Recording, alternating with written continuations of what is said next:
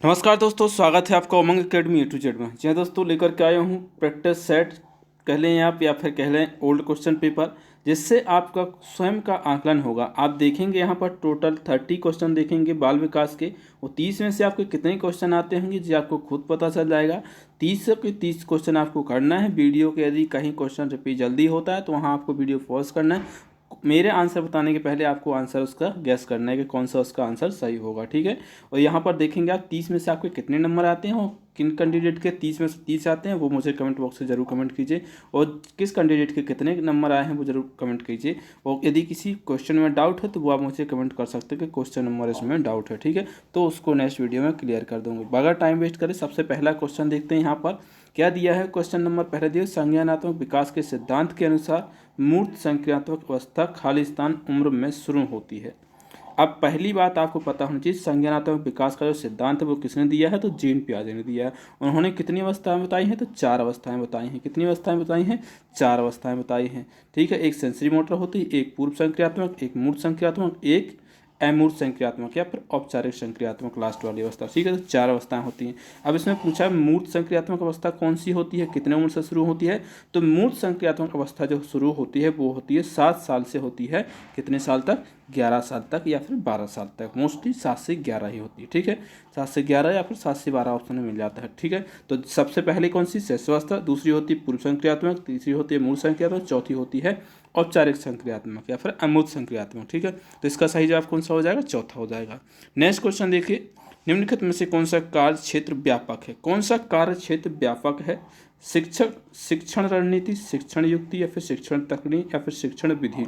बहुत ही important question है। Question जो है ये इसमें समझने वाला बात नहीं है, ये क्या है, फैक्ट वाला क्वेश्चन है कि इसमें व्यापक सबसे आगे कौन है, ठीक है। तो सबसे ज़्यादा टीचिंग स्ट्रेटजी जो है सबसे ज़्यादा व्यापक क्षेत्र है इसका, ठीक है। तो इसका सही जवाब कौन सा हो जाएगा, पहला हो जाएगा। नेक्स्ट क्वेश्चन देखेंगे, तीसरा क्वेश्चन, आईईपी खालिस्तान अनुदेश का प्रमुख रूप है। क्या है, सहकर्मी शिक्षक या फिर व्यक्तिकृत या फिर पहचान या फिर आकलन।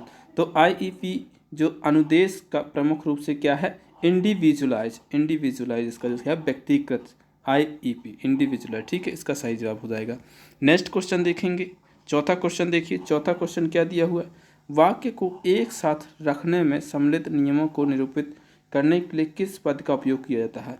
मतलब जो नियम होता है जो कि वाक्य को एक साथ रखने के लिए, क्या, वाक्य को एक साथ रखने में सम्मिलित नियमों को निरूपित करने के लिए किस पद का उपयोग किया जाता है, टेलीग्राम का, रूपिम का, वाक्य विन्यास का या नेस्टेड संरचना का। तो सही जवाब क्या है इसका, सिंटेक्स, वाक्य विन्यास, जो कि होती क्या है, अपन वो बोलते हैं ना फॉर्मूला क्या होता है, कौन से टेंस का है, कौन से टेंस का है, कौन सी वो उसमें वाक्य पहले करता आएगा, क्रिया आएगा कि कर्म आएगा, ये सब क्या होता है, ये सिंटेक्स होता है, वाक्य विन्यास होता है। तो इसका सही जवाब हो जाएगा तीसरा।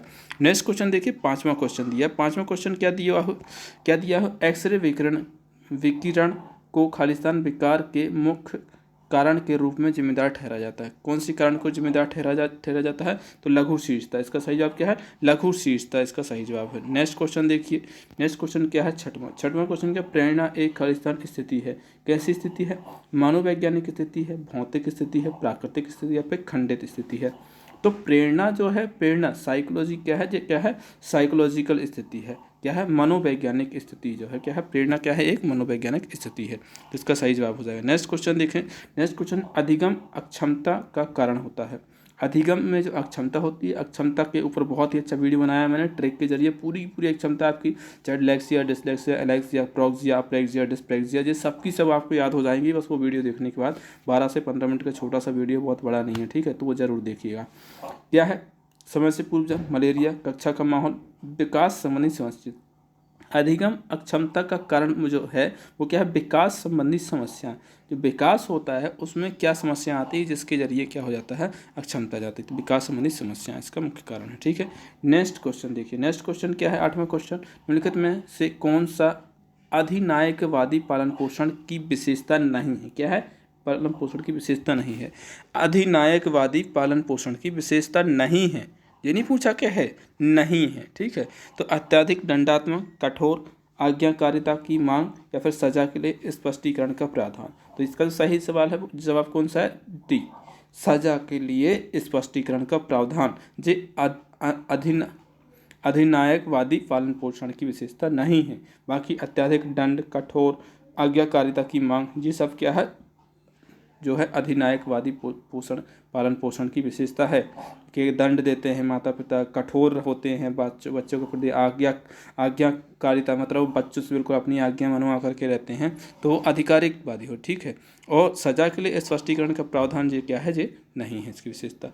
नेक्स्ट क्वेश्चन देखिए, 9वां क्वेश्चन दिया है। 9वां क्वेश्चन क्या है, निम्नलिखित में से कौन सी एक प्रकार की दीर्घकालिक स्मृति नहीं है। पहले भी मैंने प्रैक्टिस सेट करवाए हैं, ओल्ड क्वेश्चन पेपर दिए हुए हैं, जो आप देखेंगे ये है 28 तारीख का। ठीक है, फर्स्ट शिफ्ट का, इसके पहले 26 तारीख का, जो भी मतलब हुए हैं सभी के सभी मैं करवा चुका हूँ। ठीक है, तो दीर्घकालिक स्मृति नहीं है। क्या पूछा, दीर्घकालिक स्मृति नहीं है। ठीक है, प्रक्रियात्मक स्मृति, प्रासंगिक स्मृति, अर्थगत स्मृति या फिर प्रतिध्वन्यात्मक स्मृति, प्रतिध्वनित स्मृति। तो इसका सही जवाब कौन सा है, चौथा, इकोइच प्रतिध्वन्यात्मक स्मृति जो है ये क्या है, प्रतिध्वनि मतलब हमने आवाज़ लगाई, कई बार जैसे देखा है बहुत बड़े मकान है या फिर किला इला हो या फिर कोई खाई आई हो, वहाँ पर आवाज़ लगाते हैं तो बहुत ही जल्द उसका रिफ्लेक्शन मिल जाता है। प्रतिध्वनित स्मृति वो क्या होती है, वो अल्पकालिक होती है। वो क्या होती है, अल्पकालिक होती है। इसमें क्या पूछा, दीर्घकालिक स्मृति नहीं है, यानी कि अल्पकालिक होगी। तो इसका सही जवाब कौन सा, प्रतिध्वन्यात्मक। नेक्स्ट क्वेश्चन देखिए, नेक्स्ट क्वेश्चन क्या है, नेक्स्ट क्वेश्चन है निम्नलिखित में से कौन सा पियाजे कि इंद्रजनित गामक अवस्था की उप अवस्था नहीं है। अब आपको पता होनी चाहिए जो इंद्रजनित गामक अवस्था पहली वाली जो अवस्था है जीन पियाजे के अनुसार उसकी 6 उप अवस्थाएं हैं। पूछा जाता है कि कितनी उप अवस्थाएं हैं, तो 6 उप अवस्थाएं हैं। ठीक है, तो इसमें पूछा क्या गया है, कौन सी उप अवस्था नहीं है। ठीक है, गौण प्रति अनुक्रिया ये एक अवस्था, सहज गतिविधि, प्राथमिक प्रति अनुक्रिया या फिर क्रमबद्धता। तो सहज गतिविधि भी है, प्राथमिक वृत्तीय अनुक्रिया भी है, लेकिन नहीं है कौन सा, सीरियसन, क्रमबद्धता जो है वो कोई अवस्था नहीं है इसकी। इंद्रिय जनित गामक अवस्था की उप अवस्था जो क्रमबद्धता जो है वो क्या है, नहीं है। बाकी 3 हैं, 3 और भी हैं। ठीक है, तो इसका सही जवाब हो जाएगा कौन सा, चौथा। नेक्स्ट क्वेश्चन देखें, देखिए क्वेश्चन जो है किसी प्रकार से पूछे जाए आपसे बनना चाहिए। यदि आपको इसका वीडियो नहीं मिलता है, नहीं आपको पता है, तो आप मुझे कमेंट बॉक्स से कमेंट कीजिए। इसके ऊपर एक शॉर्ट वीडियो बना दूंगा मैं कि 6 की 6 आपको जो है अवस्थाएं बता दूंगा कि किस एज से किस एज तक होती हैं, कौन कौन सी होती हैं, आपको बिल्कुल याद हो जाएगा। ट्रिक के जरिए याद करवा दूंगा। निम्नलिखित सूची में से बाल विकास के गुणात्मक परिवर्तन की पहचान करें। गुणात्मक क्या क्या क्या करना है, गुणात्मक, परिमाणात्मक नहीं करना, क्या है, गुणात्मक करना। वजन, दृष्टि, बाल और दांत। तो दांत, बाल और वजन ये कैसे है, ये मात्रात्मक है। ये कैसे है, मात्रात्मक है। और जो दृष्टि है, दृष्टि जो है वो कैसी है, वो क्या है, गुणात्मक है। दृष्टि जो है वो कैसी है, गुणात्मक है। तो इसका सही जवाब कौन सा हो जाएगा, दूसरा हो जाएगा। नेक्स्ट क्वेश्चन देखिए, नेक्स्ट क्वेश्चन क्या है, 12वां, एक योग्यता परीक्षण एक बच्चे के खाली स्थान को मापता है। किस चीज़ को मापता है, पूरे वर्ष में प्राप्त ज्ञान को, समस्या को हल करने के लिए आवश्यक कौशल को, आलोचनात्मक सोच का कौशल या फिर कुछ कार्यों को करने की क्षमता को। तो योग्यता परीक्षण जो है कुछ कार्यों को करने की क्षमता का मापन करता है। क्या करता है, कुछ कार्यों को करने की क्षमता का मापन करता है। नेक्स्ट क्वेश्चन देखिए, 13वां क्वेश्चन दिया हुआ क्या है, शिक्षार्थियों में तनाव से निपटने का एक प्रभावी तरीका है। तनाव से निपटने का एक प्रभावी तरीका क्या है, दिनचर्या स्थापित करना, सभी बड़े परीक्षणों को वर्ष के अंत के लिए स्थगित करना या फिर सख्त नियम बनाना, उन्हें जब चाहे काम करने की आज़ादी देना। तो तनाव से निपटने के लिए ज़रूरी है क्या, दिनचर्या स्थापित करना। कोई सा भी कार्य करना हो, किसी प्रकार की परेशानी हो आपको, आप अपनी जो लाइफ स्टाइल है, जो रूटीन है आपका, डेली रूटीन है, उसको इस दिन स्थापित कर लीजिए, उस रूटीन से चलिए, आपके सभी के सभी जो तनाव है वो दूर हो जाएंगे। ठीक है, तो पहला ऑप्शन क्या हो जाएगा, इसका सही हो जाएगा। नेक्स्ट क्वेश्चन देखिए, 14वां क्वेश्चन दिया हुआ है, क्या है 14वां क्वेश्चन, किस प्रयोग से पता चला है कि क्लासिकल कंडीशनिंग द्वारा फोबिया पैदा किया जा सकता है। गतिशील प्रणाली, अहम केंद्र, एगोसेंट्रिक, लिटिल अवर्ट या फिर ज्ञान मीमांसा। तो इसका सही जवाब कौन सा है, लिटिल एल्बर्ट जो है इसके प्रयोग से पता चला है कि क्लासिकल कंडीशनिंग द्वारा फोबिया पैदा किया जा सकता है, लिटिल एल्बर्ट। ठीक है, नेक्स्ट क्वेश्चन देखिए, जो सिद्धांत जो है वो किसने दिया, क्लासिकल कंडीशनिंग का। जे आप मुझे कमेंट बॉक्स से कमेंट कर दीजिए कि क्लासिकल कंडीशनिंग का जो सिद्धांत है वो किसने दिया है। ये आप मुझे कमेंट कर दीजिए कमेंट बॉक्स में कमेंट कर दीजिए, ठीक है। तो जिसका भी कमेंट सही होगा उसका कमेंट जो मैं पिन कर दूंगा, और यदि इसके बाद नेक्स्ट वीडियो बनाऊंगा तो उसमें उसका नाम जरूर ले दूंगा कि किसने सही जवाब दिया था सबसे पहले, ठीक है। तो इसका सही जवाब कौन सा हो जाए। नेक्स्ट क्वेश्चन देखिए 15वां, घसीट के चलने से पहले बच्चा अपना सिर उठाने में सक्षम होता है, ऐसा निम्न के संचालन के कारण होता है। किसके कारण। भेदभाव सिद्धांत के कारण, एकीकरण सिद्धांत के कारण, सेफलोकेडल सिद्धांत के कारण, या फिर पॉक्सी मॉडिस्टल सिद्धांत के कारण। तो इसका सही जवाब कौन सा। सेफलोकोडल ऑप्शन 3 इसका क्या हो जाएगा, सही जवाब हो जाएगा क्या, सेफलोकोडल। इसको अच्छे से याद रख लीजिएगा, सेफलोकोडल जो होता है इसके कारण जो है बच्चा अपना सिर उठाने में सक्षम होता है। घसीट के चलने के पहले बच्चा अपना सिर उठाने में सक्षम होता है सेफलोकोडल सिद्धांत के कारण, ठीक है। तो इसका सही जवाब हो जाएगा कौन सा, तीसरा। नेक्स्ट क्वेश्चन देखिए, नेक्स्ट क्वेश्चन है 16वां क्वेश्चन, बहुत ही अच्छा क्वेश्चन है। देखिए क्या है क्वेश्चन, बहुत ही अच्छा क्वेश्चन है, एक बार आप पढ़ेंगे। यदि आपने वाइगोत्स्की के सिद्धांत के अनुसार बच्चे खालिस्तान के माध्यम से अधिगम करेंगे, किसके माध्यम से करेंगे, देखकर, पढ़कर या लिखकर, समाज के साथ, या फिर पुस्तक के माध्यम से। तो जब भी आपको वाइगोत्स्की का नाम मिले और इससे संबंधित कोई सा भी शिक्षा में कोई से भी सीखने की बात की जाए, यदि वहाँ पर समाज आपको मिल जाए तो वही उसका क्या है 100% क्या हो जाएगा, सही आंसर हो जाएगा। वाइगोत्स्की ने समाज पर ज़्यादा जोर दिया है कि समाज के माध्यम से बालक सीखता है, जो भी सीखता है, ठीक है।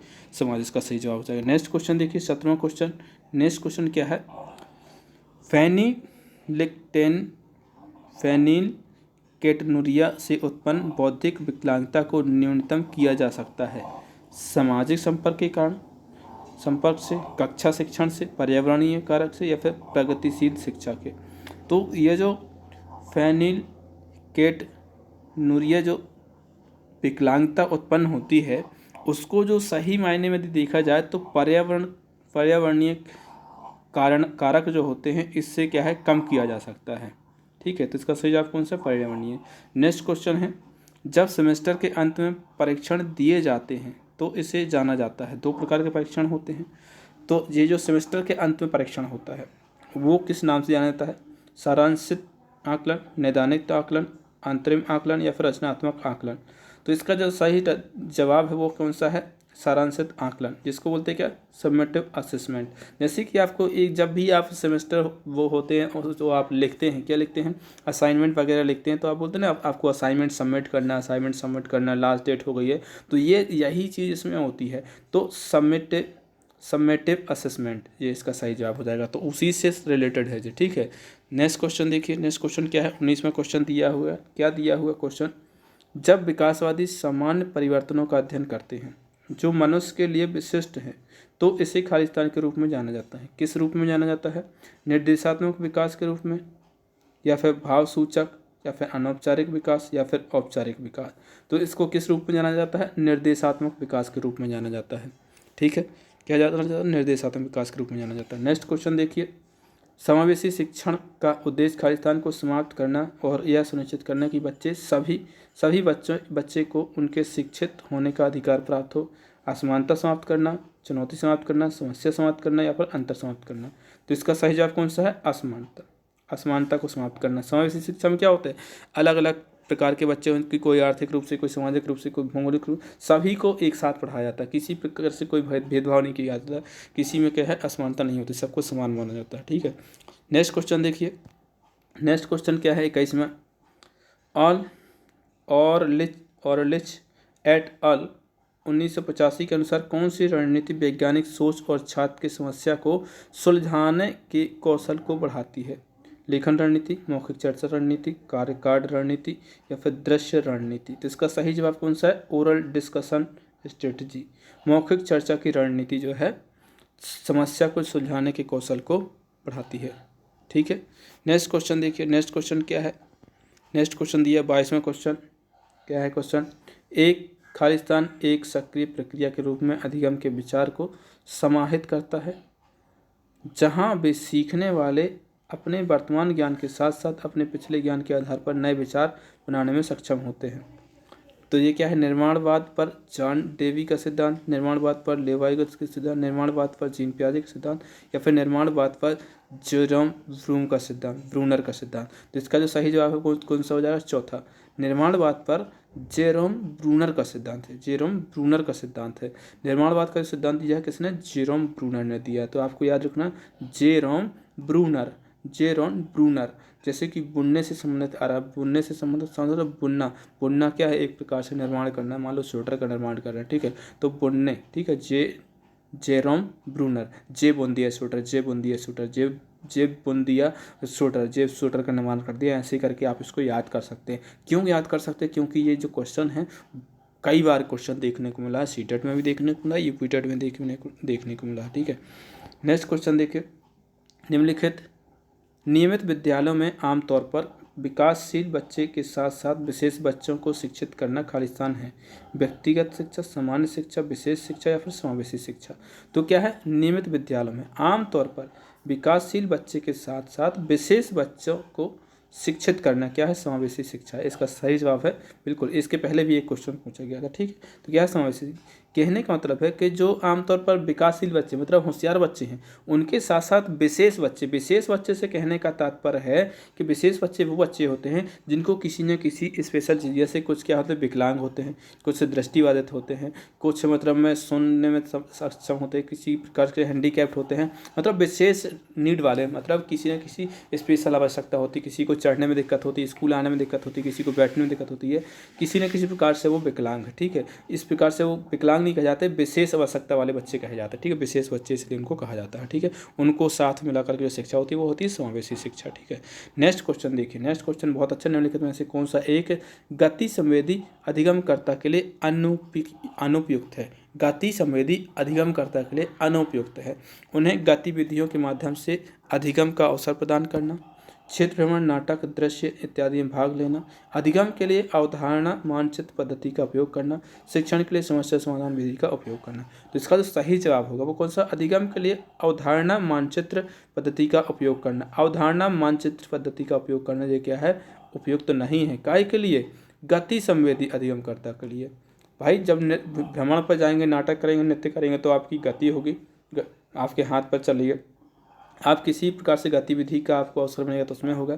शिक्षण के लिए समस्या समाधान, कोई समस्या होगी तो उसके लिए भाग दौड़ करेंगे तो उसमें भी होगा। तो जो इसका जो सही जवाब अनुपयुक्त है वो कौन सा है? ऑप्शन थर्ड इसका सही जवाब हो जाएगा। नेक्स्ट क्वेश्चन देखिए, नेक्स्ट क्वेश्चन क्या दिया? 25 निम्नलिखित में से कौन सा सामाजिक आर्थिक स्थिति से प्रभावित नहीं होता है? पड़ोस की पसंद, स्कूल की शिक्षा की गुणवत्ता, लिंग या फिर पोषण। सामाजिक आर्थिक स्थिति से प्रभावित नहीं होता है वो कौन सा है? ऑप्शन थर्ड, लिंग। लिंग जो होता है वो ना तो सामाजिक रूप से ना आर्थिक रूप से किसी प्रकार का उसका प्रभाव नहीं पड़ता है। आप सभी से रिक्वेस्ट है, चैनल को सब्सक्राइब नहीं किया तो सब्सक्राइब कर लें। अपनी जो स्टडी है उसको मजबूत कीजिए, आपका ना जो रिवीजन है उसको कीजिए। वीडियो चैनल पे प्लेलिस्ट मिल जाएगी, हर एक सब्जेक्ट की सब्जेक्ट वाइज प्रैक्टिस सेट ही मिल जाएंगे, ओल्ड क्वेश्चन पेपर ही मिल जाएगा, पूरा का पूरा कंटेंट आपके लिए पड़ा हुआ है चैनल पर। जितना प्रैक्टिस करना चाहे उतना कर सकते हो, और यदि किसी चीज़ की डिमांड है तो आप मुझे कॉन्टैक्ट कर सकते हैं, मैं उसकी कोशिश करूंगा कि वो आपकी डिमांड जो है वो पूरी कर सकूं। नेक्स्ट क्वेश्चन देखिए, 26 क्वेश्चन क्या दिया 26 में? निम्नलिखित में से कौन सी स्पष्ट स्मृति की विशेषता नहीं है? कौन सी स्पष्ट स्मृति की विशेषता नहीं? अचेतन, सुविचारित, जागरूकता, स्मरण शक्ति। तो क्या बोला है? स्पष्ट स्मृति की विशेषता नहीं है। क्या है? स्पष्ट स्मृति की विशेषता नहीं है तो कौन सी? अचेत। अचेत का मतलब अनकॉन्शियस है, मतलब कुछ है ही नहीं में स्मृति में, तो क्या है इसका? ऑप्शन ए सही हो जाएगा। नेक्स्ट क्वेश्चन देखते हैं। नेक्स्ट क्वेश्चन क्या दिया हो? संयोजना, संयोजनावाद का सिद्धांत इनके द्वारा प्रस्तावित किया गया था? स्किनर के द्वारा, टोलमन के द्वारा, पावलोव के द्वारा, फिर थर्नडाइक। थर्नडाइक लिखा है, थर्नडाइक होता है, ठीक है, थर्नडाइक। तो संयोजनावाद का सिद्धांत किसके द्वारा प्रतिपादित किया? पहली बात तो ये आपने बहुत कम सुना होगा, ठीक है। आपने इनके जो नाम हैं वो वाले सिद्धांत जरूर सुने हैं। प्रभाव जो है, तत्परता का नियम, अभ्यास का नियम, प्रयत्न का नियम, ये वाले सुने हुए हैं, ठीक है। लेकिन इसका जो है क्या है? संयोजनावाद का सिद्धांत जो दिया किसने? थर्नडाइक ने दिया। किसने दिया है? थर्नडाइक ने दिया। तो इसका सही जवाब कौन सा हो जाएगा? 4 हो जाएगा। नेक्स्ट क्वेश्चन देखिए, नेक्स्ट क्वेश्चन क्या है? बहुत ही अच्छा क्वेश्चन, फैक्ट वाला। खालिस्तान की आयु में बच्चे स्वयं को पहचान कर सकते हैं वह लड़का है या लड़की है। वो इसी उम्र में बच्चे हैं ये भी करने लगते हैं, अपने हाथ से सोच क्रिया करने लगते हैं, ठीक है। तो ये किस आयु में करने लगते हैं? 5 वर्ष में, 4 वर्ष में, 3 वर्ष में, 6 वर्ष में। तो जो बालक होते हैं अपने आप स्वयं को पहचानने लगते हैं कि वो लड़का है या लड़की है, वो कौन सी एज है? 3 वर्ष। 3 वर्ष की उम्र में बालक पहचानने लगता है कि वो लड़का है या लड़की है, 3 वर्ष की उम्र में, ठीक है। इसका सही जवाब हो जाएगा। नेक्स्ट क्वेश्चन देखिए, किसने क्लासिकल कंडीशनिंग की खोज की? जो एक पर्यावरणीय उत्तेजना और एक अन्य उत्तेजना के बीच एसोसिएशन द्वारा संचालित एक अधिगम की प्रक्रिया है जो स्वाभाविक रूप से होती है। ठीक है, Edward Thorndike, Ivan Pavlov, Wolfgang Kohler, Jean पियाजे। तो इसका सही जवाब कौन सा हो जाए? ऑप्शन दूसरा, इवान पावलोव ने इसकी खोज की थी। कौन सी? क्लासिकल कंडीशनिंग की। नेक्स्ट क्वेश्चन है, अंतिम क्वेश्चन है स्पेक्टर सेट का। अवधान ध्यान सचेत रूप से खालिस्तान पर केंद्रित करने की प्रक्रिया है। किस चीज़ पर? व्यवहार, उद्दीपन, भाव, भंगिमा या फिर प्रतिक्रिया। तो इस क्वेश्चन का जो है आंसर वो आपको कमेंट करना होगा। क्वेश्चन नंबर 30 का आंसर क्या होगा वो आप मुझे कमेंट बॉक्स से कमेंट कीजिए। जिसका सही जवाब होगा वो पिन कर दूंगा। सही जवाब जरूर बताइए, क्योंकि 30 क्वेश्चन में से आपके कितने हुए हैं ये ईमानदारी से आप अपने आप से पूछिए कि आपकी तैयारी कितनी है। आप तैयारी कर रहे हैं, एग्ज़ाम बहुत जल्द नज़दीक है, मार्च में एग्ज़ाम होने वाले हैं आप लोगों के एमपीजेड के, तो आपकी कितनी तैयारी है? क्या वास्तव में आपकी तैयारी फुल है जितनी आप चाहते हैं? कम से कम आपको हर एक सब्जेक्ट में 25 नंबर चाहिए। अब जो है 110 वाली बात खत्म हो चुकी है कि 110 नंबरों में सिलेक्शन हो जाएगा। अब 120 के ऊपर ही नंबर आपको चाहिए होंगे। 120 के ऊपर चाहिए तो हर एक सब्जेक्ट में आपको 25 ही चाहिए होंगे। ठीक है, तो इस प्रकार से आपके ये 30 क्वेश्चन कंप्लीट होते हैं। उम्मीद है क्वेश्चन पेपर जो प्रैक्टिस सेट है पसंद आया होगा। मिलते हैं एक नए वीडियो, तब तक के लिए नमस्कार।